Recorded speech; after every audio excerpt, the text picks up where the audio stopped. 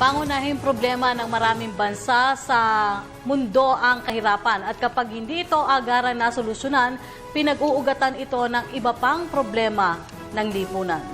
Kaya naman si Pope Francis, isa sa mga lider sa buong mundo na patuloy na nananawagan upang sugpuin ang suliraning ito.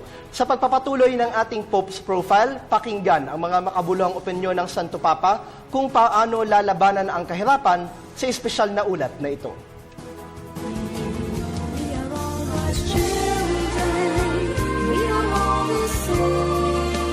May kasabihan, ang sakit ng kalingkingan dama ng buong katawan.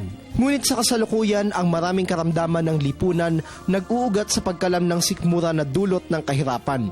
Hindi may tatangging isa ito sa mga problema ng maraming bansa sa mundo na araw-araw na kalbaryo ng maraming mamamayan. Kaya naman bilang leader ng simbahang Katoliko na kinabibilangan ng malaking populasyon ng mundo, patuloy ang panawagan ni Pope Francis sa mga mamamayan na tumulong sa pagsugpo ng kahirapan. Ang mensaheng ito ang paulit-ulit na ipinaabot ng Santo Papa sa bawat pagtitipon na kanyang dinadaluhan.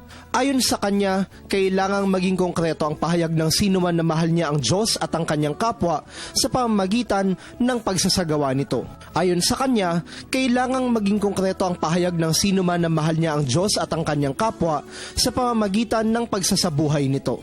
Bukod dito, ang pagbibigay sa kapwa ay magpapayaman sa pagkatao ng sinuman. Higit pa rito, dapat ring gawin ito ng may pag-ibig sapagkat ang tunay na kayamanan ay hindi matatagpuan sa mga material na bagay kundi sa kaibuturan ng ating mga puso. Higit din sa pag-aalis ng puwang sa pagitan ng mayaman at mahirap, ang pagtugon sa kahirapan ay nangangahulugan ng pagbibigay ng pantay na pagkakataon sa bawat tao na makinabang sa mga kaloob ng mundo upang maabot ang katarungan at mabigyan ng respeto ang bawat nilalang.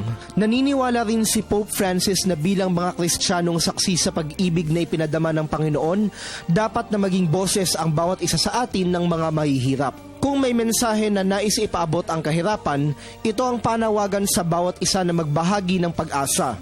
Ito ang pag-asang makaahon at manguna tungo sa isang makabuluhang pagbabago ng lipunan, taglay ang wagas na pag-ibig mula kay Hesukristo na minsan ring dumanas ng paghihirap at kamatayan para sa katubusan ng kasalanan ng sangkatauhan. Panawagan rin ng Santo Papa sa mga lider sa buong mundo, pangalagaan ang mga nilikha ng may kapal, partikular ang kalikasan.